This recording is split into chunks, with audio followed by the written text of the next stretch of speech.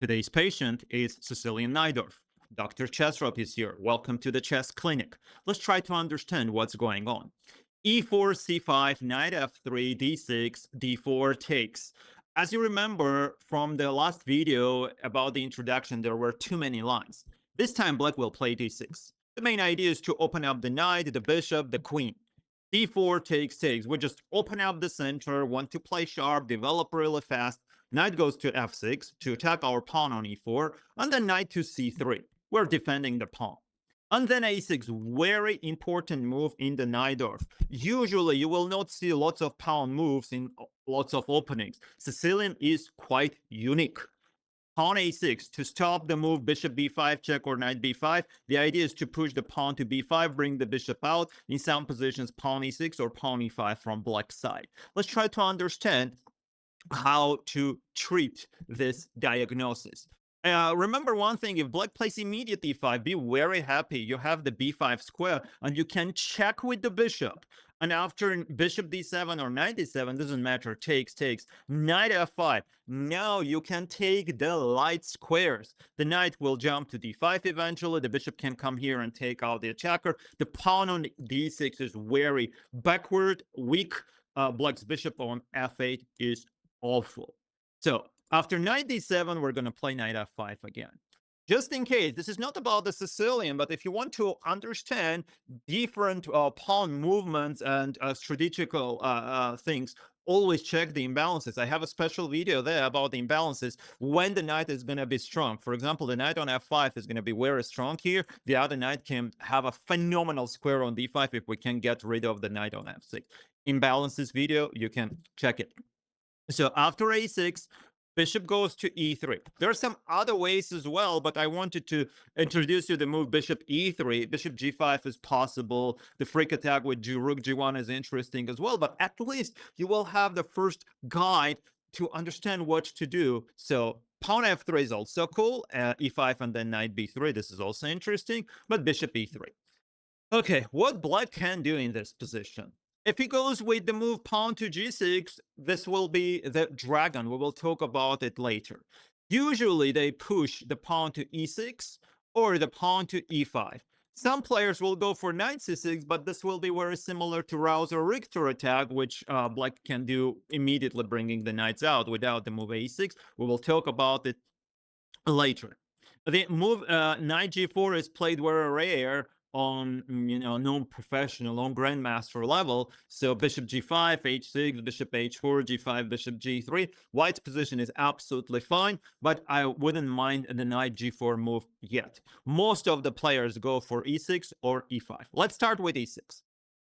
Back then, the theory said that this position is completely fine for black, but I think nowadays the computers are so strong, they realize that white's activity is like too much and can harm black's position a lot. But there is a way to play. So we can do standard f3. You will see this idea a lot. f3, queen d2, long castle. It's called the diamond formation, pawn chain, Yugoslav attack when you do the queenside castle, and later we will start a pawn storm with pawn g4, h4, g5, h5. We will sacrifice a pawn or two, open up the game, tear black's position apart, and eventually checkmate. So this is very aggressive way to play. But there is a way to play even more aggressive if black plays the move e6. You can start with immediate g4. The main idea is to not waste any time on f3. Just push. What black can do? If they play the move h6, we just do h4, bishop e7, just queen e2, and then long castle, and then at some point g5. For example, short castle g5. Black can resign. Takes, knight d7, queen h5. He goes knight c6, fine, long castle, bishop d7, bishop h3. Why not immediate g5? Because I can't capture with the pawn, the rook is hanging. Just bishop h3, rook c8, g5, takes, knight h7, g6. So don't memorize it move by move. Memorize the emotion. Memorize the style. How do you need to treat this position? So after g4, black can play the move e5. And after knight f5, g6 seems scary. If it captures, you just take back with the e or g pawn. You can like capture back and still, do bishop g2. Look at this monster, the sniper on g2, and then pawn to g5. again, strategically winning position. And after g5, here is going to be another like very powerful punch to black's position. Instead of retreating g5, he captures, then he takes the f5, and you don't care if you will lose the knight. Let's say knight goes to g8, just queen f3, knight c6, long castle. Look at white's position, how cool it is, how easy it is to play as white. Knight goes to d5, bishop goes to c4, pawn f6, h4, h5, g6. You have tons of moves. I'm going to flip the board. Look, it's a total disaster. Paralyzed, paraplegic position for black. Queen goes to c7, instant knight d5. Here, bishop b6. Over. Can't do anything. So that's why I like the move pawn g4.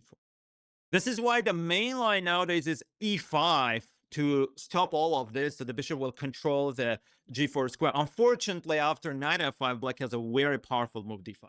And if we capture, we'll lose the knight. That's why we need to go back to b3. Knight f3 is also possible, but knight b3 is a bit better. And if black plays like bishop e6, we do f3 to create, again, the pawn chain to try to do that diamond formation. Although the knight is on b3, but still, it's the diamond formation without the knight. Knightless diamond formation or something like that. And goes queen d2, rook c8, long castle, or immediate g4. The plan is the same. g4, h4, h5. Sometimes if you didn't do short castle, you can play a4, takes, and just grab a pawn. But usually you do long castle, bishop here, g4, short castle, h4, and this is it. If black plays with knight c6, be happy. At some point, if he goes like knight c6, for example, here knight c6, after bishop e7, then knight c6, be happy. Why? Because this knight is not in a good spot. Usually, you will do the same stuff. You will do pawn g4. This knight is going to be on the way of the rook. And also, in some positions, when you will jump to d5 with the knight, which is a usual scenario, the knight is going to be under attack. So knight d5 takes. Now the knight needs to retreat. Then you continue with h4, and then you can do h5, g5, or in some positions, knight to a5 in order to jump to c6, which is an amazing output. If you know all of this, for the start, there is no need for you to learn more. Again, it's like learning any subject. It's like you're going to school, you're in the first grade, you will not understand the geography. First, you need to learn how to like calculate some simple stuff, how to write down, maybe even like the letters, the numbers, and only then you will go for the geography, geometry, algebra, and some other stuff. Same with the opening, same with the Sicilian. Try to understand the emotion of the game. After a6, we're usually going to play bishop e3, queen d2, long castle, and do the pawn storm. The other attributes are more like accessories. Like we will do immediate g4 or f3 g4, or in a bit, we will play a bit different way. Okay, this is it. So what can I say? The diagnosis for the Najdorf is complete.